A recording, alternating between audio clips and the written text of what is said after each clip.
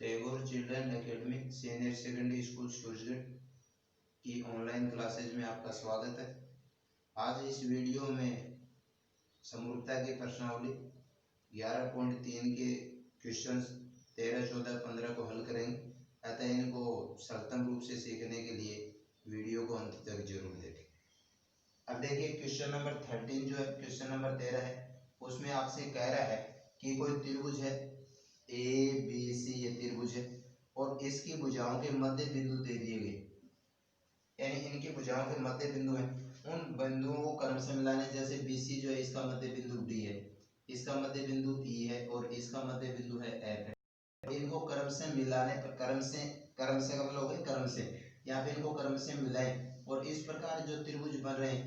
तो देखिए यहाँ पर आपके पास में 4 त्रिभुज बने, एक ये त्रिभुज हुआ, एक ये और एक ये, और आपको सिद्ध करना है कि चारों के चारों जो त्रिभुज हैं वो मूल त्रिभुज यानी ABC के समरूप। तो ये था क्वेश्चन नंबर 13 की जो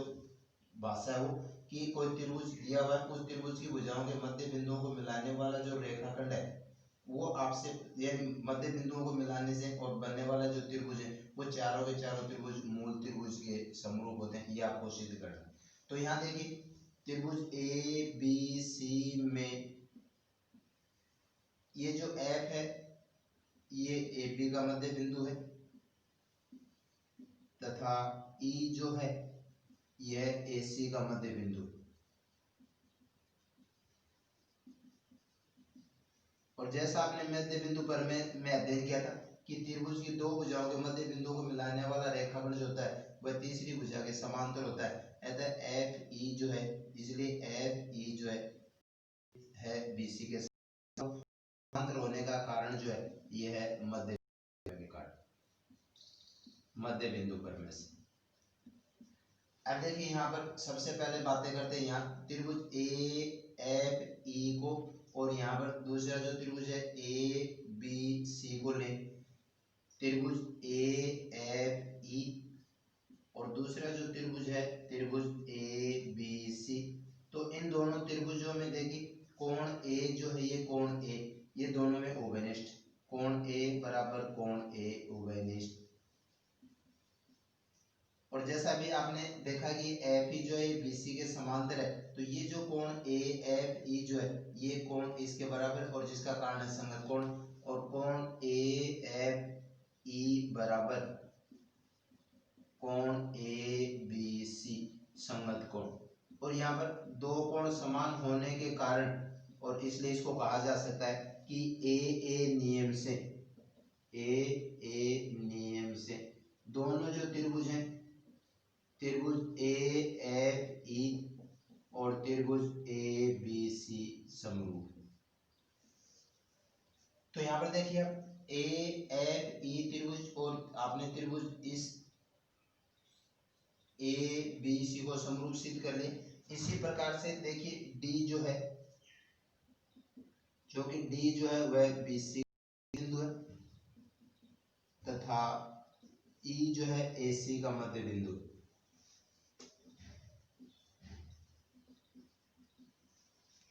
और ये मध्य बिंदु होने का कारण ये हुआ कि ये जो मध्य बिंदु पर में जो थी उसके अनुसार ये जो DE जो है वह AB के समांतर है, और इसलिए DE जो है DE समांतर BC, और इसका कारण भी वही है मध्य बिंदु पर में से। अब यहाँ पर त्रिभुज जो है आपके पास में CDE जो है ये त्रिभुज, और इसी प्रकार त्रिभुज CBA या जिसको ABC कहे, इन दोनों त्रिभुजों को समरूप सिद्ध करें। तो यहाँ पर देखिए ये जो कोण है आपके पास में त्रिभुज CDE का ये कोण, ये इस कोण के बराबर कोण, और C जो है वो दोनों में उभयनिष्ठ, कोण C बराबर कोण C उभयनिष्ठ।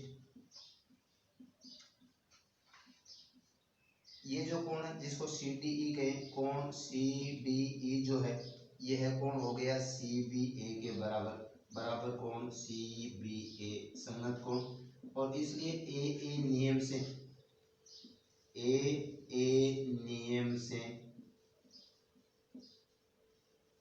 त्रिभुज CDE और त्रिभुज जो जिसको CBA कहेंगे त्रिभुज सी बी ए, या जिसको ए बी सी भी कह सकते हैं। इसी प्रकार से डी जो है, ये जो बिंदु डी है ये बीसी का मध्य बिंदु है, डी बीसी का, तथा एफ जो है वह एबी का मध्य बिंदु है।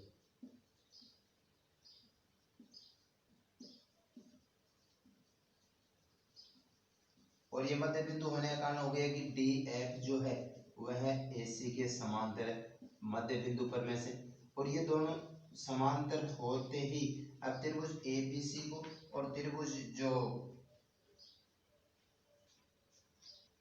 अब देखिए यहाँ त्रिभुज जो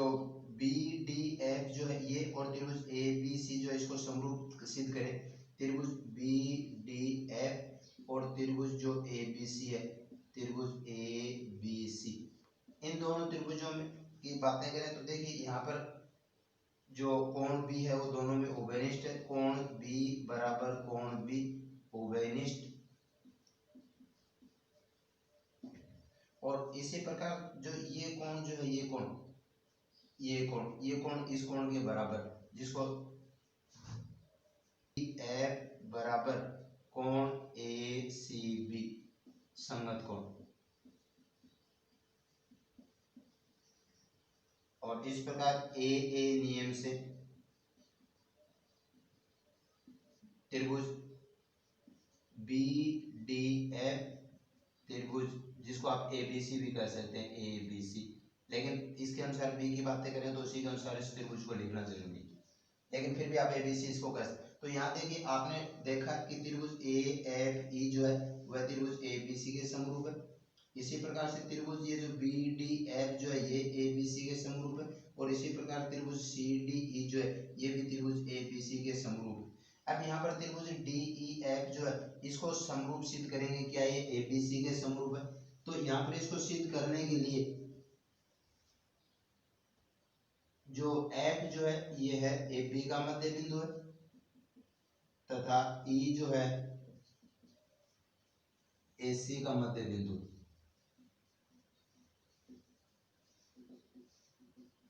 और जैसा कि आपने मध्य बिंदु पढ़ने में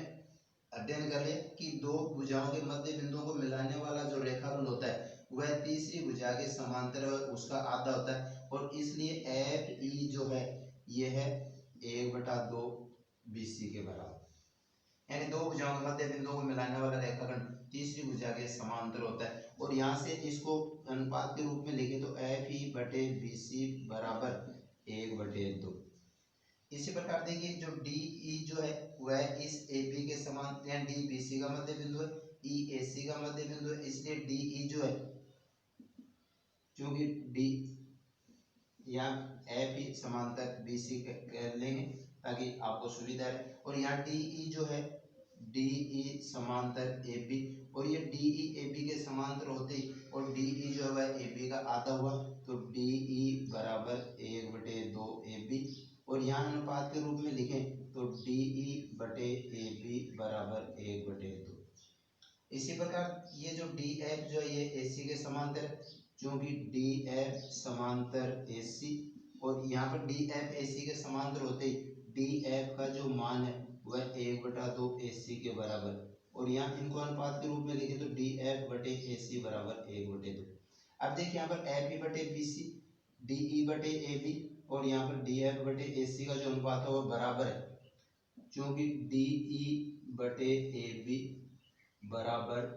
डी एफ बटे ए सी बराबर एफ ई बटे बी सी बराबर 1/2। और इसलिए इसको यूं कहेंगे कि एस एस एस नियम से, यानी तीनों भुजाएं समानुपाती होने के नियम से, और त्रिभुज जो डी ई एफ जो है यह समरूप है त्रिभुज ए बी सी की। तो यहाँ देखिए आपने इस त्रिभुज को एबीसी के समरूप सिद्ध कर लिया था, इस त्रिभुज को एबीसी के समरूप कर लिया था, इस त्रिभुज को एबीसी के समरूप कर लिया था, और यहाँ पर डीईएफ को एबीसी के समरूप सिद्ध किया गया है। तो यहाँ पर देखिए चारों के चारों जो त्रिभुज बन रहे हैं वो त्रिभुज एबीसी के समरूप है। तो ये था क्वेश्चन नंबर 13 का हल। क्वेश्चन नंबर 14 देखिए, आपको कोई आकृति दे दी गई और उस आकृति में कह रहा है कि AB जो है वो BC पर लंब, ये है BC और यहाँ AB जो है इसके ऊपर लंब, ये AB जो है वह कह रहा है कि BC पर लंब। और इसी प्रकार से कह रहा है कि DC जो है,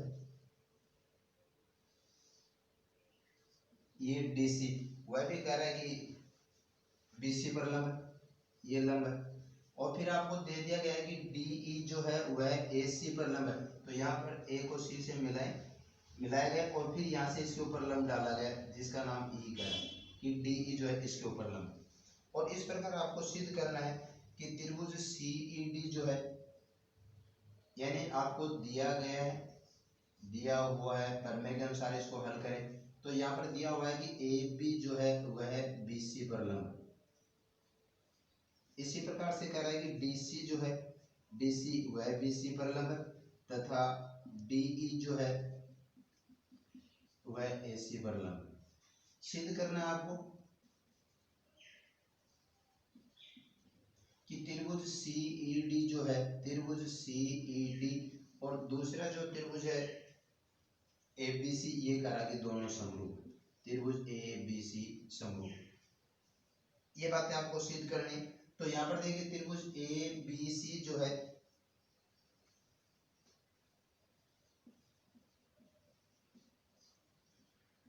त्रिभुज ABC जो है,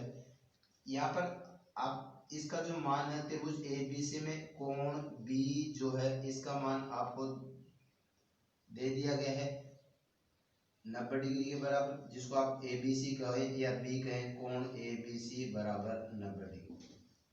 और यहाँ पर इन दोनों कोणों का जो मान है ABC, तो दो कोण बच गए आपके पास में, एक तो A बच रहा है, एक आपके पास में C बच रहा है, तो इन दोनों कोणों का योग जो होगा वह भी 90 डिग्री के बराबर होगा। और कोण जो BCD जो है वह भी आपको 90 डिग्री दिया हुआ। अब देखिए यहाँ पर इन दोनों कोणों का जो योग है, कोण ABC प्लस कोण BCD जो है, ये हो गया 90 डिग्री प्लस 90 डिग्री यानी 180 डिग्री। और यहाँ पर ये जो दोनों के दोनों जो है ये अंतः कोण है और इन अंतः कोणों का योग जो 180 डिग्री के बराबर कह रहा है, तो इसका मतलब हो गया कि AB व CD जो है ये दोनों समांतर है, यानी ये है जो है ये अंतः कोणों का योग। और यदि अंतः कोणों का योग जो है वो 180 डिग्री के बराबर होता है तो रेखाएं क्या होती हैं, समांतर होती है। अब यहाँ पर त्रिभुज CED जो है और त्रिभुज ABC जो है, इन दोनों त्रिभुजों को समरूप सिद्ध करें तो यहाँ देखिए ये और ये दोनों की दोनों रेखाएं समांतर रेखा आपने सिद्ध कर लिए। तो यहाँ पर ये जो कोण है जिसको आप BAC कह सकते हैं, कोण BAC जो है वो इस कोण के बराबर, तो आपने जैसे यहाँ पे त्रिभुज CED को कहा है तो CED के अवयव लिख लेते हैं, तो इस कोण का नाम हो गया ECD या फिर DEC। कोण ECD बराबर कोण BAC, जिसका कारण जो है वह है एकांतर कोण। और दूसरा देखिए इस त्रिभुज का ये जो कोण है जो आपको दे रखा है CED का जो मान है, DEC का जो मान है, CED बराबर ये 90 डिग्री है और यहाँ पर इस B का मान भी 90 डिग्री के बराबर, कोण ABC बराबर 90 डिग्री आपको दिया हुआ है। और इसलिए AA नियम से दोनों त्रिभुज जो है, त्रिभुज CED और त्रिभुज ABC जो है वे समरूप हो। ये था क्वेश्चन नंबर 14 का हल, जिसमें आपको यहाँ पर जो दे रखा है AB BC पर लंब है, DC BC पर लंब है और DE है वो AC पर लंब है, ये आकृति आपको दी हुई है। और यहाँ पर आपको सिद्ध करना है त्रिभुज जो ये है ECD जो है या CED जो है ये त्रिभुज ABC के समरूप होगा। तो यहाँ पर इसको समरूप सिद्ध करने के लिए सबसे पहले ये देखिए यहाँ पर ये कोण 90 कह रहा है और ये कोण जो है ये 90 कह रहा है और 90 होते हैं दोनों कोणों का योग 180 है, इसका मतलब ये रेखा और ये रेखा दोनों समांतर हो। और समांतर होते इन दोनों ये तिर्यक रेखा इनको काट रही है, तो ये कोण और ये कोण एकांतर कोण हुए, ये कोण, और इसलिए दोनों बराबर हो। ये कोण इसका 90 डिग्री, इसका 90 डिग्री, इसलिए AA नियम से कह सकते हैं कि दोनों त्रिभुज हुए समरूप।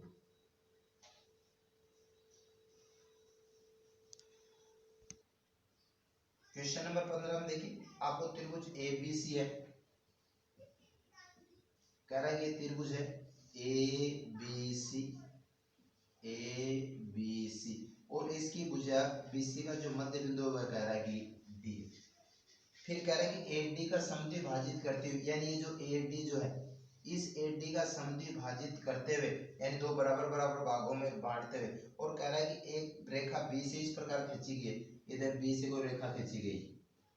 और ये जो रेखा खींची गई है वह कह रहा है कि भुजा ए बी जो ए सी जो है,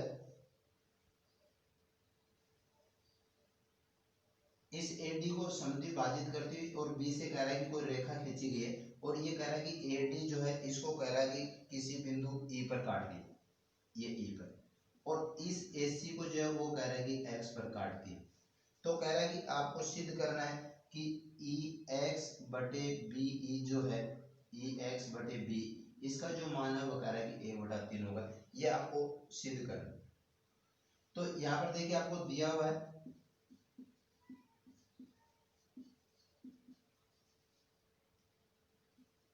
कि डी जो है वह बीसी का मध्य बिंदु है,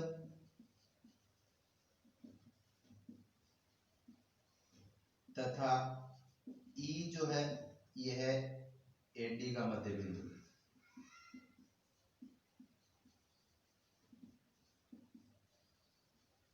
सीधा आपको करना है कि ई एक्स बटे बी ई जो है उसका जो मान होगा वह 1/3 के बराबर हो, ये आपको सिद्ध करना है। रचना करेंगे, और उस रचना में क्या करेंगे, जो डी बिंदु जो है, इस डी बिंदु से और इस बी एक्स के समांतर गए या ई एक्स के समांतर गए एक रेखा खींची जो इसको एफ बिंदु पर मिलती है,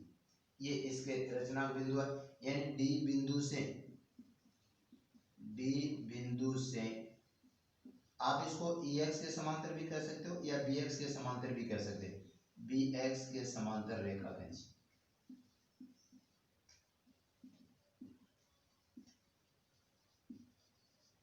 जो AC को F पर मिलती है।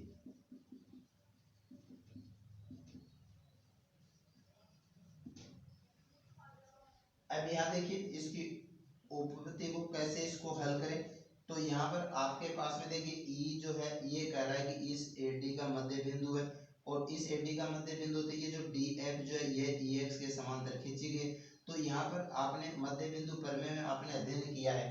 कि यदि किसी त्रिभुज की एक भुजा के मध्य बिंदु से दूसरी भुजा के समांतर रेखा खींची जाए तो वह तीसरी भुजा को समद्विभाजित कर दिए, ये मध्य बिंदु प्रमेय का विलोम था। तो यहाँ पर आपको सबसे पहले जो है त्रिभुज AEX जो है ये, और त्रिभुज ADF जो है, इन दोनों त्रिभुजों को क्या करते हैं, समरूप सिद्ध कर लेंगे। त्रिभुज AEX और दूसरा जो त्रिभुज है त्रिभुज ADF, इन दोनों त्रिभुजों को समरूप सिद्ध करें। तो यहाँ देखिए अभी भी बात हो रही है कि इस भुजा के मध्य बिंदु, यानी ये जो रेखा है इसके समांतर खींची गई, इसका ये रेखा और ये रेखा दोनों समांतर हुई, और समांतर होते ये कोण और ये कोण संगत कोण। तो और ये जो कोण है ए, दोनों में उभयनिष्ठ हुआ, तो कोण ए बराबर कोण ए, कोण AEX बराबर कोण ADF, इसका कारण हो गया उभयनिष्ठ, और इसका जो कारण है वह हो गया संगत कोण। और इसलिए दोनों जो त्रिभुज हैं, त्रिभुज AEX और त्रिभुज ADF जो है ये दोनों त्रिभुज हो गए समरूप, और जिसका समरूप होने का कारण हो गया AA नियम से। और जैसा आपने पढ़ा था कि यदि दो त्रिभुज समरूप होते हैं तो उन दोनों त्रिभुजों की जो संगत भुजाएं होती हैं वे समानुपाती होती। तो यहाँ पर देखिए ये जो EX जो है इस भुजा की संगत भुजा होगी DF, तो EX बटे DF बराबर, यहाँ पर इस त्रिभुज की भुजा जो है ये हो गई AE, और इस त्रिभुज की जो भुजा है वह हो गई AD, यानी उसको अनुपात के रूप में लिखे तो EX बटे DF बराबर AE बटे AD। लेकिन यहाँ पर E जो है, क्योंकि E जो है यह AD का मध्य बिंदु है, और AD का मध्य बिंदु होने का अर्थ हुआ, इसलिए AD जो है यह 2AE के बराबर, और यहाँ पर इस AD को 2AE कहें तो ई एक्स बटे डी एफ बराबर ए ई बटे 2 ए ई से ही यहाँ पर भाग जा रहा है, तो ई एक्स बटे डी एफ बराबर 1/2, और जहाँ पर वज्र गुणा करें तो डी एफ बराबर 2 जिसको समीकरण नंबर 1 कहें, जिसकी सुविधा के लिए। और यहाँ पर इसी प्रकार से देखिए, यहाँ पर त्रिभुज बी सी एक्स और ये जो त्रिभुज डी सी एफ जो है, यहाँ ये रेखा इसके समांतर खींची गई है, तो त्रिभुज जो आपके पास में सी डी एफ जो है, ये त्रिभुज सी डी एफ, और दूसरा जो त्रिभुज है सी बी एक्स, त्रिभुज सी बी एक्स, इन दोनों त्रिभुजों को समरूपसित करें,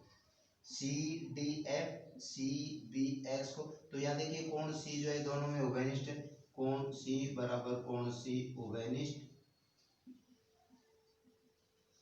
और ये जो कोण है इस त्रिभुज का कोण सी डी एफ जो है,